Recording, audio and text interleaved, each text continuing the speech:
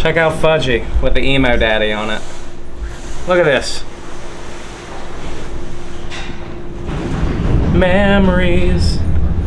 This is called a cookie puss. And I first heard about it from the Beastie Boys song called Cookie Puss. Hey! Listen, motherfuckers, we're all gonna die.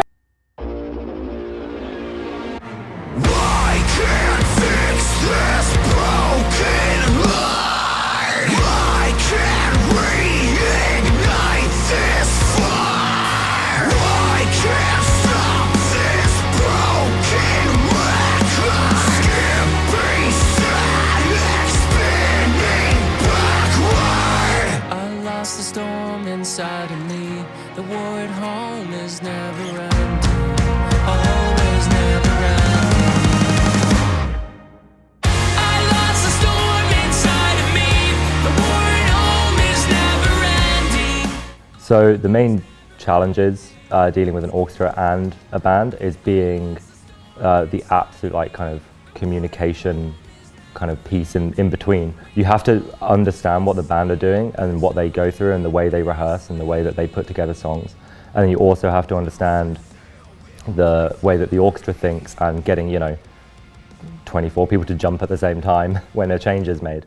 So the rehearsal process was the main area of challenge for me, because doing the arrangements is one thing, and you've kind of got the record to go off and you do the arrangements, the band like it, they hear it, they might ask for some changes, and then you get in the room, but then there's only things that you understand in the room that may or may not work. For example, endings, transitions. They might start playing one of these songs a slightly different way. So for example, a lot of the changes that I make are to the articulation to the notes, so the length of the notes, whether they're short, whether they're long, whether they're connected, whether they're not. And that's what gives the impression of tightness out front. Otherwise it will just be a wall of sound. So for example, you've got Mark in Hawthorne Heights guitar and Will at the moment doing some aux guitar, and they're playing a part in Nicky FM, which is, starts with a bunch of palm muted guitar and then goes into an open ringing thing. I had that for the orchestra as all ringing. So I need to go back in and under the hood and translate to our players, actually guys, these are short, these are long, and this is why, because this is what they're doing. So we're trying to match the band in every detail that they do, not just in the broad brush strokes backing them up, but also in the actual, under the hood mechanics technically of what that's doing. And then communication is also interesting. Everyone comes from such a different world. We built this orchestra knowing a ton of the players had pop and rock and show backgrounds. And that means that in rehearsals, we can just be go from chorus 2 and everyone gets it. We don't need to count bars and we don't need to kind of get too technical or precise every time. And I think that really, really helps because our players are just so good at getting what we're trying to do. Evan has done an incredible job on the arrangements. He's really trying to bring out every voice of every instrument that he's bringing with. The winds specifically get these amazing sort of soaring solo parts that guitar would normally have. They get to share them together. For me, I just try to fill that sort of empty space while JT is hitting the crowd. And I try, for those who are really listening, to spoil a little bit of the next song in there. So if you pay really close attention to me and not to the person you should be paying attention to, you get a little sneak peek into the next song. So the orchestra that we hired just hasn't really, most of them haven't ever toured before, let alone see the inside of a tour bus. And when we were putting the orchestra together, we were hopeful that everybody would figure out how to behave and be on tour. But our primary goal, mine and our composer, Evan Rogers, who's also our conductor, our #1 goal was to find players that helped create a diverse orchestra, an orchestra that was a bunch of fun people who wanted to be out on the road, who wanted to experience something different. We wanted to create opportunities for these orchestra players, these string players that typically don't ever get to see the road. I think it's been a very big culture shock for a lot of them, but I think a lot of them are embracing the change and the fun and playing new rooms each night and doing something completely different that I bet most of them didn't think that they would do with their careers. And as a musician, with Kristen being a musician, we wanted to do this to help create fun opportunities for people that may not have it. So I got involved with the Emo Orchestra. I started playing bass when I was pretty young, probably about 10 years old, and played bass through middle school, played bass through high school, played in orchestras in high school. Eventually went to college to play jazz bass and started writing a lot for the orchestras, and yeah, it's kind of how this progressed, and playing more and more music, and met Evan in LA a few years ago, and he mentioned he had this project and invited me onto it. It is a change of pace. Like, I haven't done this many shows in this shortest span of time. Playing four nights a week, 5 nights a week, and never lived on a bus before. So this is all very new. But honestly, I just wanted to come out and play bass again after taking a brief hiatus from it. So I'm just excited to play. This has been a lot of fun. So much of touring is a lot less glamorous than it sounds. You're doing a lot of hurry up and wait.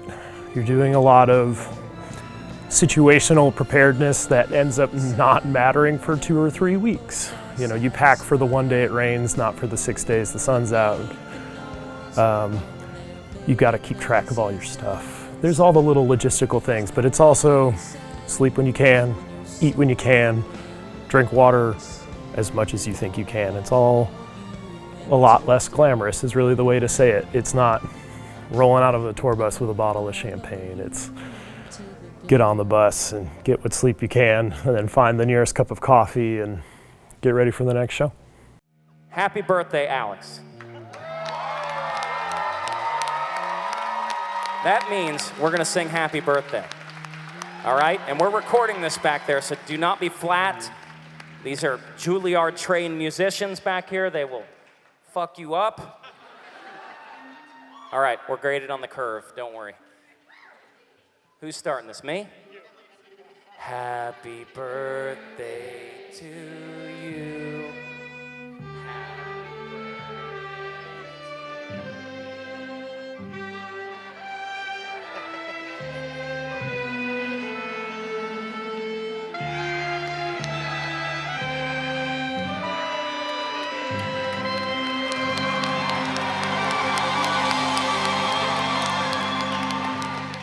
This is the music I've been listening to since I was a teenager. I'm sitting on stage with people I watched on TV.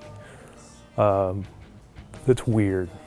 It still hasn't fully hit, but every once in a while that imposter syndrome kicks in hard, and you just gotta take it in. Take it in because it feels so good. I worked really hard for 2/3 of my life to do this, and I finally am. I'm doing things that 15-year-old me couldn't have dreamed of. So I heard about this whole thing a little later, end of August, we're gearing up, everybody's already gearing up to go on tour, and I got a text from a friend of a friend of a friend, just saying, hey, I think you'd be really good fit for this, you should try and submit something. And so I got in contact with Evan, our conductor, and there were some excerpts from the show, and I was furiously listening to every Hawthorne Heights show, trying to figure out what song it was from. Never figured it out because it turns out they weren't actually Hawthorne Heights songs. So I put together this video submission, and I was like, okay, fingers crossed, we'll see. And I got the call when I was on a ferry in New York, 2 days later, and I was screaming, calling my mom, all that. So it's a very exciting process. No, it's interesting the different roles that instruments have in an orchestra, and something that's been learned over the years is your role as a bassist. And when you start playing, you just want to be a good player. You want to have all the chops in the world and be able to play everything, and that's, I think, kind of part of the process. And then the longer you do this, and the wider perspective that you get over time, and especially when you spend your time writing, the function that you operate in as an individual instrumentalist, bass feels like you have a very fundamental role in the orchestra. You were the lowest common denominator of just the root of the chord and the groove and just the absolute, the bass, the fundamental of the sound. And so really just enjoying your role and being this bed of support for the other instrumentalists is a really satisfying place to be. So this is actually my first tour ever. I feel like a tiny bit like Hannah Montana on these like tour buses, and I feel like the Heights guys would hate that.